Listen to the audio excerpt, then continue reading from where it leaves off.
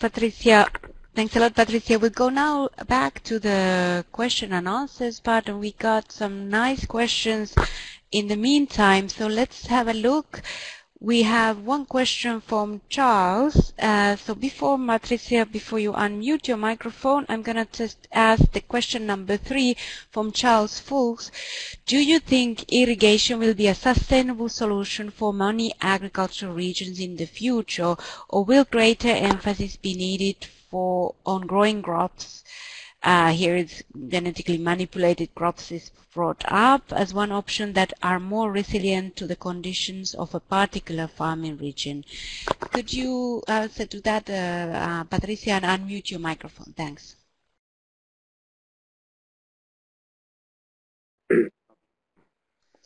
Yeah, so, well, as I mentioned, I think adaptation response should be a combination of different actions, and it depends very much on the location and the availability of water resources. Irrigation can be a sustainable option for countries which still have available water resources, and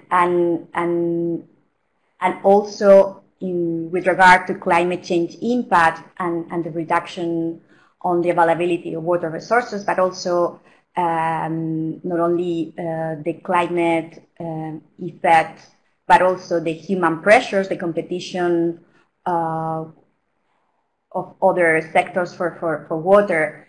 I think we will need to combine irrigation with other strategies like using new varieties that uses less water. So, I mean, basically, there is no one single solution. Each area or farming system may need different combination of responses, which can be technical, can be irrigation or agronomic, more soil management, but also we will need also changes at policy level and also the water governance level. And I repeat also that intersectoral collaboration will be very important. Yeah, that's totally right. We'll be discussing with the same community about the rural advisory services and how there is often a lack of investment in the guiding or supporting farmers with sustainable practices. So that might be the best way, to most cost-efficient way to invest, at least in the short term. Let me take now the 4th question still for you, Patricia, from Michel Nguyen. You see on the screen. You mentioned a large percentage of blue water is used to produce the world's food. Do we know what percentage of agriculture is rain-fed and how many smallholders this encompasses?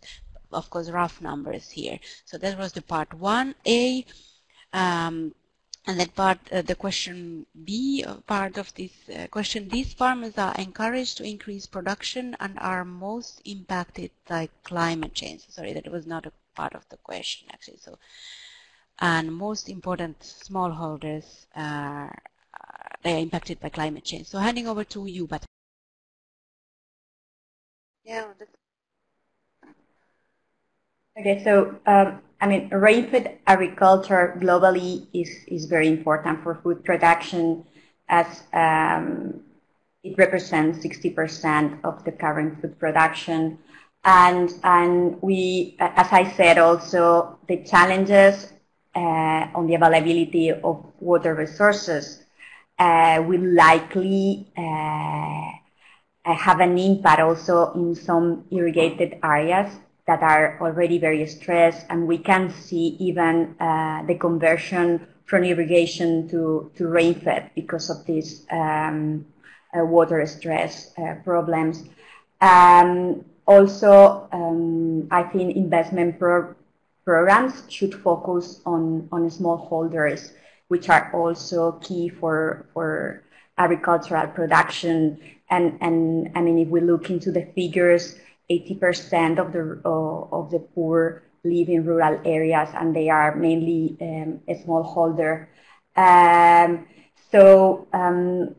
The governments and also international organizations such as FAO should really focus on these smallholders and to help them to face the current very difficult situation that they have, and to prepare for the impact for the future.